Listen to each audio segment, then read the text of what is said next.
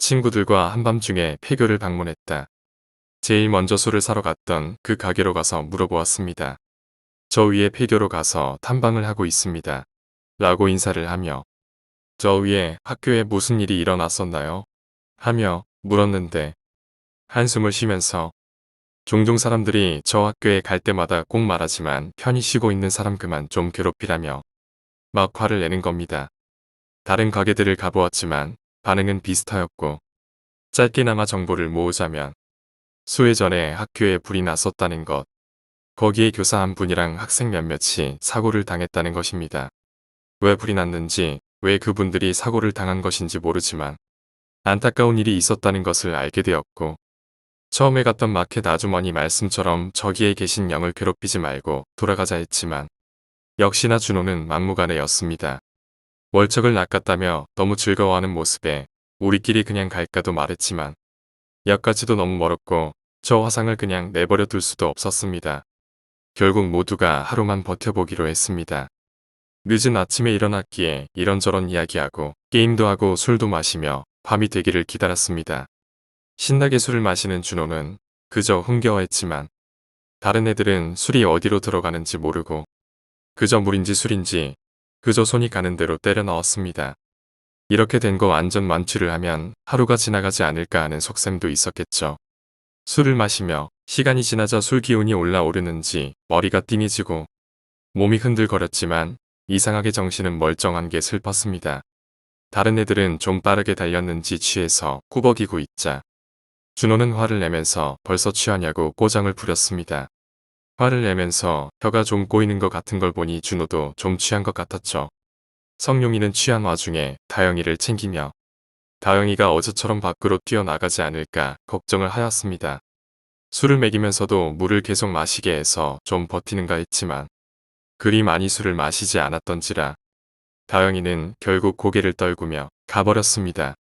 원래대라면 지가 보고 싶은 걸 보면 너무 신나서 눈치 없이 환호를 할 준호였지만 준호도 그때는 많이 취했던지라 본인 정신 차리기 바빠 있었습니다. 다시 말하자면 다영이가 취한 걸 신경 쓸 겨를이 없었다는 말입니다.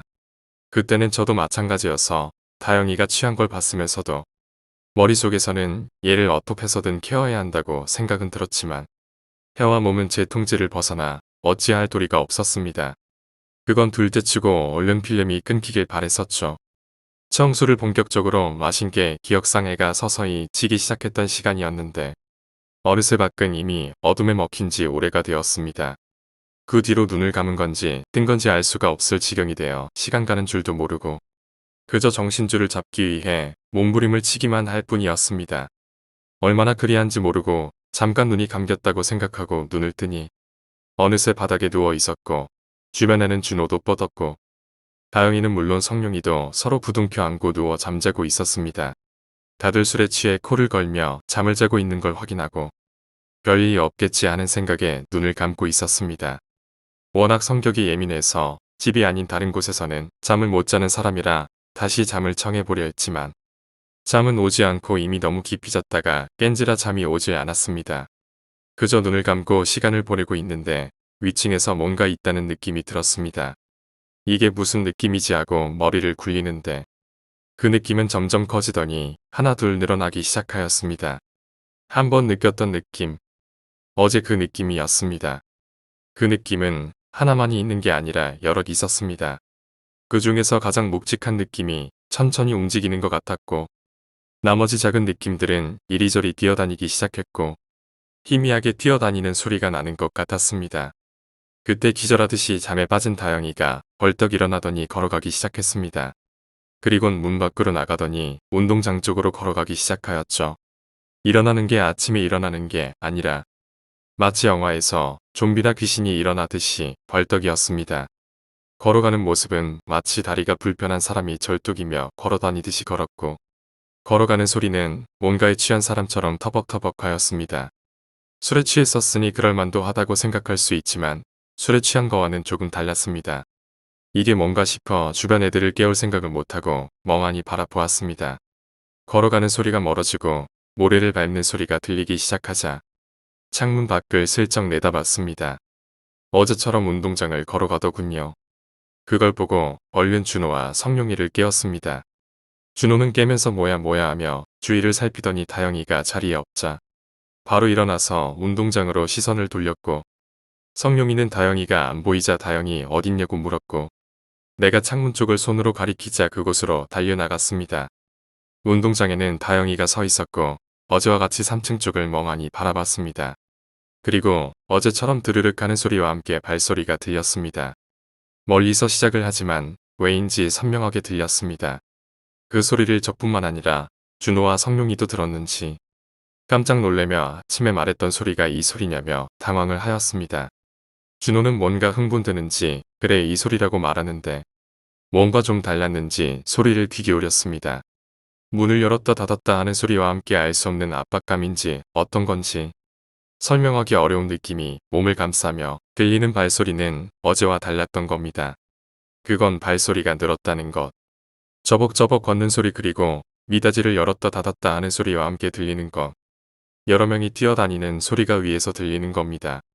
뭐야 뭐야 하며 운동장을 바라보니 놀라지 않을 수 없었습니다. 다영이를 바라보니 다영이의 눈이 사정없이 움직이는 겁니다. 거리가 있어서 자세히는 보이지 않았지만 아무리 눈을 빨리 움직여도 저렇게 움직일 수 있을까 하는 생각이 들 정도로 눈이 움직인다는 걸 알 수 있을 정도로 여기저기를 바라보는 걸 보는 순간 그 자리에서 준호도 놀라고 성룡이는 기겁을 하였고 저도 말을 잊었습니다. 점점 다가오는 소리와 느낌 다영이의 시선이 점점 내려오자 준호도 여기서 나가야겠다는 생각이 들었는지 이제 나가자 하며 말이 나오더군요. 하지만 왜인지 나가야겠다는 생각은 들지만 발걸음은 떼어지지 않는 겁니다. 그렇게 점점 더 공포에 시달리고 있을 때 운동장을 보니 교문에서 누가 걸어오는 것이 보이기 시작하였습니다. 저게 누구지 하고 보았고 그 형체는 체구가 아주 작았고 걸음폭과 모습이 노인과도 같았습니다. 달빛이 구름에서 벗어나 운동장을 비추자 누군지 알 수 있었습니다. 학교 주변 그 나이가 빠진 가게에 있던 할머니였습니다. 할머니는 보따리에 뭔가를 싸가지고 오고 있었고 할머니께서 계단을 천천히 오르자 발자국 소리가 더 빠르고 가깝게 들리기 시작하였습니다. 위에서 들려오는 발소리. 한두 명이 아닌 여럿이서 뛰어오는 듯한 소리였습니다. 어느새 느릿느릿한 발걸음으로 계단을 오르던 할머니는 중앙 계단 앞까지 왔고 현관문 앞에 오더니 보따리를 풀기 시작하였습니다. 언제 내려왔는지 묵직한 발걸음 소리는 중앙복도 계단 쪽에서 들렸고 그 뒤를 이어 다른 발걸음 소리들이 들렸습니다. 성인 말소리보다 작은 아이들의 발소리였습니다. 그 발소리들이 중앙복도로 향했고 교실 문을 여닫는 소리가 들렸습니다. 우리들은 벌벌 떨면서 창문 밖에 할머니를 계속 보았습니다. 발소리들은 중앙 현관으로 향하였고 현관에서 소리가 멈추자 할머니가 말을 했습니다. 우리 아들 왔니? 오늘 아이들은 어땠어? 할머니의 말에 의하면 저 소리는 할머니가 아는 사람 같았습니다. 아마 성인 남자는 할머니의 아들일 것이리라. 할머니는 아주 친근한 말투로 이것저것 묻기 시작했습니다. 마치 아들에게 말하듯이 말이죠. 고개를 좀 돌려 어느 곳에 할머니는 말을 건네었습니다. 이번엔 아까 그 작은 발소리의 주인들에게 말하는 것 같았습니다. 정확한 내용은 기억이 안 나지만 듣자 하니 여기 학생과 선생의 이야기인 것 같았습니다. 그래, 그 녀석들이 이리 왔구나. 어제 가게에 웬 학생들이 왔는데 아직 있나 보네. 우리를 알아챈 것일까? 다시 문을 여닫는 소리가 들렸습니다. 우리 옆 교실이었습니다. 우리는 재빨리 창문 밑으로 몸을 숨겼습니다. 문을 닫는 드르륵 하는 소리가 멈추고 저벅저벅 하는 소리가 점점 사라지고 그 느낌이 서서히 다가오는 걸 느꼈습니다. 무서움에 계속 몸을 숙이고 있었지만 준호는 발소리가 사라지자 영이 사라진 줄 알고 몸을 세웠고 주위를 두리번거리고 비명을 질렀습니다. 악소리와 함께 뒤로 넘어지는 걸 보고 왜 저러지 하고 창문으로 시선을 올리자 깜짝 놀래 주저앉았습니다. 창문에는 아까까지만 해도 현관에 있던 할머니와 다영이가 했던 멍하는 눈으로 우리를 바라보고 있었습니다. 언제 여기로 온 거지 하는 생각도 잠시. 할머니는 우리를 보다가 문가에 있는 창문으로 눈을 돌렸습니다. 그 시선이 창문 너머로 있는 것을 바라보자 누군가가 문을 두드리는 소리가 나기 시작했습니다. 할머니의 아들의 영일 것이리라. 무엇 때문에 저리 사납게 문을 두드리는 것인지 모르지만 준호는 그 소리에 무서워서 몸을 웅크린 채 있었고 나는 그 형이 주는 압박감과 소리에 두려워했습니다. 얼마나 그 소리가 들렸을까. 준호는 어느새 정신을 놓았고 성룡이는 눈을 꼭 감은 채 있었습니다. 그리고 저도 그저 눈을 감아야만 했습니다. 그리고 우리가 눈을 떴을 때는 아침이었습니다.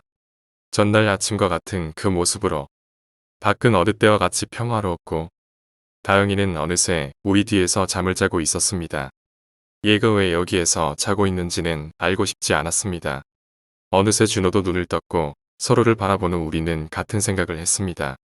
우리는 바로 다영이와 성룡이를 깨우고 바로 짐을 싸서 폐교 밖으로 나갔습니다. 다른 말을 하고 싶지도 생각하고 싶지도 않았습니다.